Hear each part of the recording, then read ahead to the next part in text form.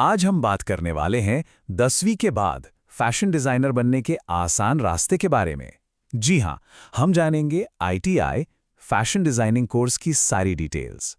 तो क्या आपका भी सपना है कि 10वीं या 12वीं के बाद आप एक फैशन डिज़ाइनर बने और फैशन इंडस्ट्री में अपना करियर बनाएं? लेकिन जैसे ही फैशन डिजाइनिंग की बात आती है तो ज्यादातर लोगों के दिमाग में क्या आता है? यही कि अरे यार, इस फील्ड में करियर बनाने के लिए तो बहुत महंगे कोर्स करने पड़ते हैं, लाखों रुपए खर्च करने पड़ते हैं। और सच कहूं तो इसी एक वजह से न जाने कितने ही स्टूडेंट्स अपना ये सपना शुरू होने से पहले ही छोड़ देते हैं।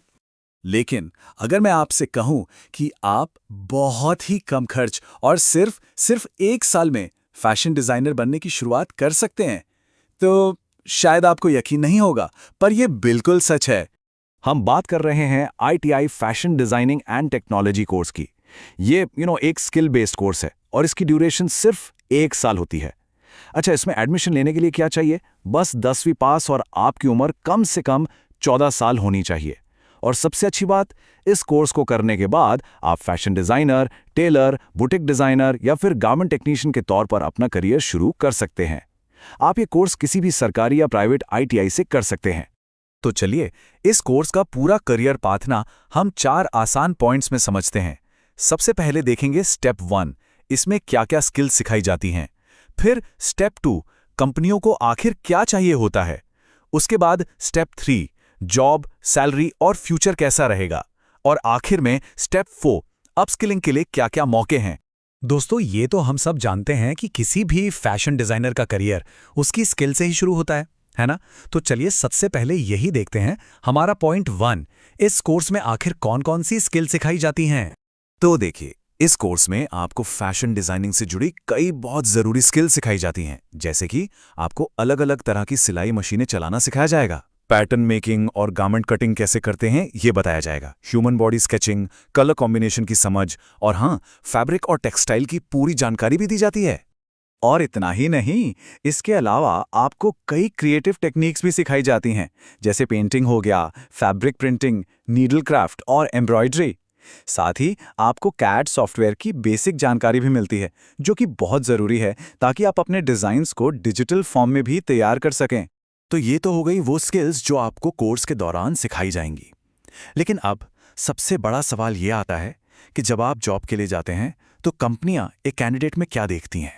देखिए, कंपनियां हमेशा ऐसे फैशन डिजाइनर को पसंद करती हैं जिसकी टेक्निकल स्किल्स तो अच्छी हो ही, साथ में सॉफ्ट स्किल्स भी दमदार हों। अब टेक्निकल स्किल्स में क्या क्या आता है? परफेक्ट स्टिचिंग, पैटर्न मेकिंग, सिलाई मशीनों का सही इस्तेमाल और कैड सॉफ्टवेयर की अच्छी जानकारी। और इसके अलावा कंपनियां कुछ सॉफ्ट स्किल्स पर भी बहुत ध्यान देती हैं, जैसे आपकी क्रिएटिविटी कैसी है, आपकी कम्युनिकेशन स्किल्स, आप टीम में काम कर पाते हैं या नहीं, और प्रॉब्लम सॉल्विंग एबिलिटी। सीधी सी बात है, कंपनियों को ऐसे डिजाइनर चाहिए जो अच्छे डिजाइन तो बनाए हैं, लेकिन साथ साथ क्लाइंट्स और अपनी टीम के साथ भी अच्छे से काम कर सकें। चलिए, अब आते हैं सबसे जरूरी सवाल पर कि भाई ये कोर्स कर तो लिया, पर इसके बाद जॉब कहाँ मिलेगी। तो दोस्तों, आपको बता दूं कि इस कोर्स के बाद आपके पास कई तरह के जॉब ऑप्शंस खुल जाते हैं। अगर गवर्नमेंट सेक्टर की बात करें तो आप किसी भी गवर्नमेंट आईटीआई में वर्कशॉप असिस्टेंट के तौर पर काम कर सकते हैं।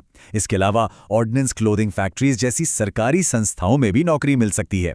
प्राइवेट सेक्टर में तो और भी मौके हैं। आप गारमेंट फैक्ट्रीज, बड़े बड़े fashion design houses, textile companies और फैशन ब्रांड्स में काम कर सकते हैं।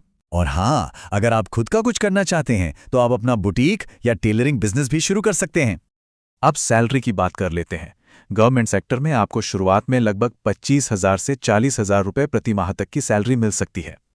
और अगर प्राइवेट सेक्टर की बात करें तो शुरुआत में 15,000 से 20,000 रुपए प्रति माह मिल सकते हैं। हाँ, ये शुरुआत है, लेकिन जैसे जैसे आपका एक्सपीरियंस बढ़ेगा ना, आपकी सैलरी काफ़ी ज़्यादा बढ़ सकती है।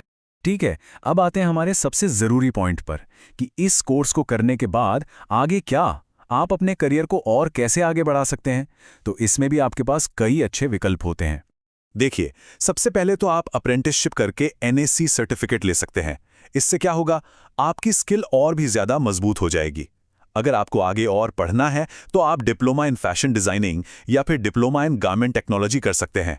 और अगर आपका सपना पढ़ाने का है, मतलब आईटीआई इंस्ट्रक्टर बनने का, तो आप ड्रेस मेकिंग ट्रेड से सीआईटीएस करके इंस्ट्रक्टर भी बन सकते हैं।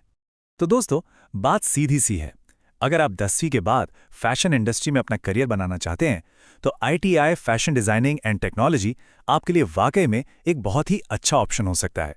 बस सही स्किल्स और आपकी मेहनत, और आप इस फील्ड में एक फैशन डिजाइनर बनकर एक शानदार करियर बना सकते हैं।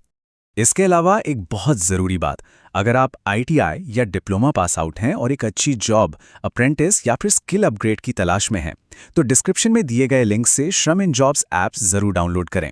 आपको यहाँ ITI और डिप्लोमा ट्रेड से जुड़ी latest jobs, skill based courses और इंग्लिश सीखने के ऑप्शंस सब एक ही प्लेटफॉर्म पर मिल जाएंगे। और हाँ, अगर आप इस जानकारी को ऑडियो फॉर्मेट में सुनना चाहते हैं तो श्रमण शाला के स्पॉटिफाई चैनल से भी जरूर जुड़िए। और जाते जाते अगर ITI फैशन डिजाइनिंग या किसी भी ITI ट्रेड से जुड़ा आपका कोई भी सवाल है तो नीचे कमेंट्स में हमें जरूर बताएं। तो अब जब रास्ता बिल्कुल साफ है, जरा सोचिए, आप सबसे पहले क्या डिजाइन करेंगे? श्रम इन जॉब्स ऐप पर अब तक लाखों युवाओं को मिली है उनकी मनपसंद नौकरी। तो आज ही www.shramin.app पर जाएं और अप्लाई करें अपनी पसंदीदा जॉब के लिए बिल्कुल फ्री में।